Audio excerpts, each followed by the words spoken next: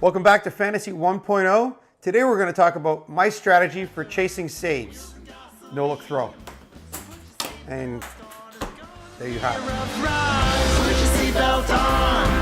And yield for the apocalypse, yeah. It's the apocalypse, yeah. So, saves are sort of a different beast, aren't they? This is in head-to-head and rotisserie. They're just a sort of an anomaly stat. On the hitting side, the closest stat or category that would relate to it is steals, right? You've got your steal specialists. There's only a few of them, except it's not as extreme. Everybody, unless they're really overweight, tends to pitch in on steals, and then you grab a couple of steal specialists or one. You tend to be able to compete at that category. Flip it over to the closings or the save side, and you've got guys, you've got most teams have a closer. Most teams will lose that closer at one point during the season. But again, there's only a certain or a finite number of players that can help you in that category. There's a problem with that. People are over investing in Kenley Jansen, Craig Kimbrell, Aroldis Chapman. These guys are going around 4, 5, and 6 in standard drafts. You're overpaying for closers. You're overpaying for one stats category. Here's a fact. 50% of closers who had the job on opening day in 2017 didn't have that job by the end of the season. That happened from pitchers getting hurt, pitchers pitching poorly, pitchers getting hurt and pitching poorly, pitchers that have a closing gig being traded to a team to now be a middle reliever, therefore not giving you saves. Closers seeing another closer traded to their team to where they're bumped to the middle relief role. See Wade Davis of the Cubs. So any myriad of these reasons mean that you're going to lose your job.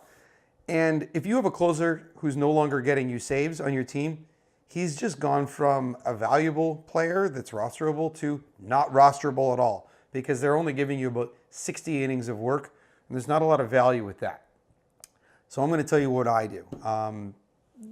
First of all, I tend to not destroy saves by doing this. But I tend to also finish in the top half at least. So this is what I need you to do if you're going to follow what I do. You're going to need to allocate a couple extra roster spots for relief pitching when you're drafting your team. 5. So if you've got a 24-round league, I need you to allocate 5 spots to relief pitchers. I want you to ignore, so I want you to fill up all your positions. I want you to fill up your first base, your second base, so on, your starting pitchers. I want you to fill them up and then start looking at what's left at closer, or whichever happens before. When around 2/3, a little bit more than 2/3 of the projected opening day closers are off the board, I want you to start drafting closers. Either I'm going to be a closer opening day for this team, and I'm probably not very good, or I'm projecting to be a closer. I'm in a closing battle right now, and there's a 50-50 chance that I'm going to be the guy. We need to start targeting these guys. And I want you to become an expert at, or not even, I want you to bookmark a website where experts talk about who's going to be on their way out as closer and who's on their way in and strength of position. So is so-and-so losing their grip on their job? There's a link below to a really good one from Fantasy Pros. Just keep that bookmarked and look at that and become an expert on sort of what's going on and keep a beat on everything. And then this is where you win the saves category or compete in the saves category. You pick these guys up on waivers. You need to pick these guys up ahead of time, because what's going to happen is industry experts are going to come in and start disseminating coach talk when they say, oh, maybe we're going with this guy and that guy, and they're going to start to formulate their own opinions. They're going to put those opinions in front of you, the manager, and you're going to make a decision based on it. At that point, everything's already been done. So people have already been picking up those players, and now you're competing. You're in the same pool looking for the same people. So what you need to do is you need to look at these closing depth charts, and you're going to become this expert on it, right? You don't have to look at it about 2 minutes a day, and you're going to know what's going on. And then what you need to do, once you've identified a guy that you think might be on the way out of a closing gig, be it by trade, poor performance, or it seems like he's hurt, he's going to be taking a trip to the DL, then you need to find the guy in that bullpen that most meets the 4 criteria I'm just about to mention. This 4 criteria is, from what I've seen and witnessed, is what managers tend to look at the most when they're picking somebody out of their bullpen to take over a closer. Number 1 is a high K to 9 rate. They want a guy that can blow guys away with their, their fastball, with their curveball, with their everything. They want a guy that's going to be striking out 11 hitters per 9 innings. You want guys to be able to go on with or a pitcher to come out with a guy on second and third and 2 out, and they just strike the guy out. Boom, done.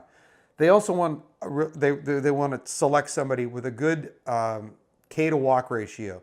So again, they want a guy that can, obviously adept at striking guys out and missing bats. They also want to make sure this guy's going to go to free passes, every couple of innings. Guy gets a hit, it's fine. But if you've got a pitcher who's striking a lot of guys out and has great control, he's going to get himself out of jams that he's put himself into, or that a middle reliever he's taking over for has put him into. They look at number 3. They look at somebody with closing experience. They tend to look at a guy who's done it before, he's filled in before, or he's been successful at the gig, or at least has experience in the closing gig before. I find more often than not, they're going to turn to a guy like that than even this flame-throwing rookie, because they know he's got the mindset and the persona that can step into that role. And number 4, and this is an exclusive, but they tend to be right-handed pitchers. Managers seem reluctant to put a lefty in the closing gig.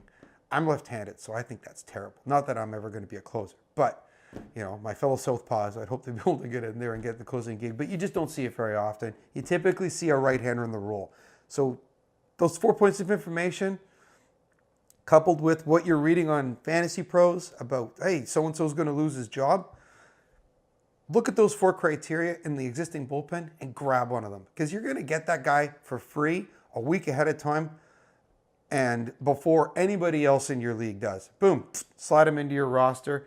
And again, the ones that you have that you draft, feel free to drop them at will, because again, you're picking up the Shane Greens, the Fernando Rodneys, the Cam Bedrosians. You're picking these guys up at the end of the draft. There's not a lot of value. So if one guy gets sent down, or one guy gets hurt, one guy doesn't appear to be closing games, seems like they're going to another arm, he's gone. But you've got those extra roster spots for the guys that you're identifying yourself and being proactive and picking up. Now remember, in a 12-team standard rotisserie league, 90 saves, you're going to finish in the top half. Over 100 saves, you're going to finish in the top 3. With this strategy right here, I'm going to finish in the top 3 with over 100 saves. If you use it, you will too.